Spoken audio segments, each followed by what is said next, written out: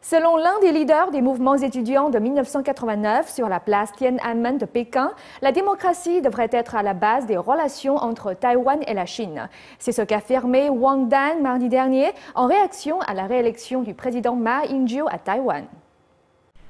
Taïwan et la Chine continentale, étroitement liées par des intérêts économiques, insistent sur le fait qu'il n'existe qu'une seule Chine. Mais la compréhension sur la façon dont la Chine devrait être gouvernée diffère fortement des deux côtés du détroit de Taïwan. Ces dernières années, le commerce est resté le lien principal entre les deux rives. À Taïwan, Wang Dan, un militant pour la démocratie, et Lo Wenjian, un membre du comité permanent pour le Parti progressiste démocrate, pensent que la démocratie est une condition nécessaire pour améliorer les relations entre Taïwan et la Chine. Ils se sont exprimés tous les deux lors de la publication du mensuel Public Intellectual, fondé par le Centre de recherche sur la démocratie.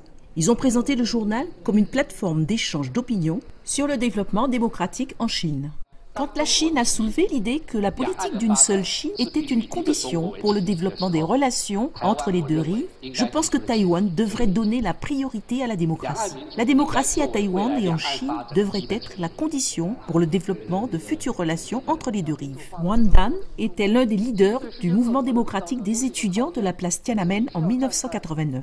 Selon lui, le développement des relations du détroit de Taïwan devrait être fondé sur la démocratie plutôt que sur l'économie.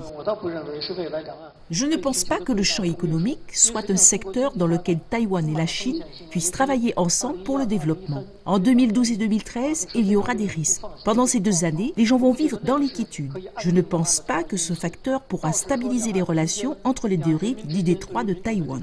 Au contraire, l'aspiration pour la démocratie des deux côtés du détroit devrait être le véritable facteur pour stabiliser les relations entre eux. Sur ce point, je regrette beaucoup que cela n'ait pas été souligné ni par le Parti progressiste démocrate, ni par le Parti nationaliste chinois.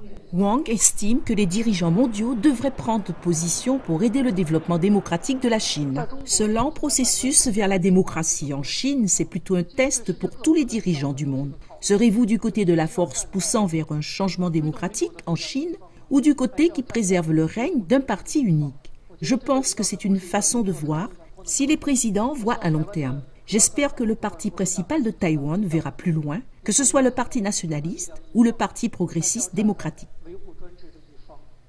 Tous deux estiment que si les Taïwanais pouvaient ignorer les différences entre les partis et soutenir l'objectif du développement démocratique des deux côtés du détroit, cela aurait un effet stabilisateur dans la région.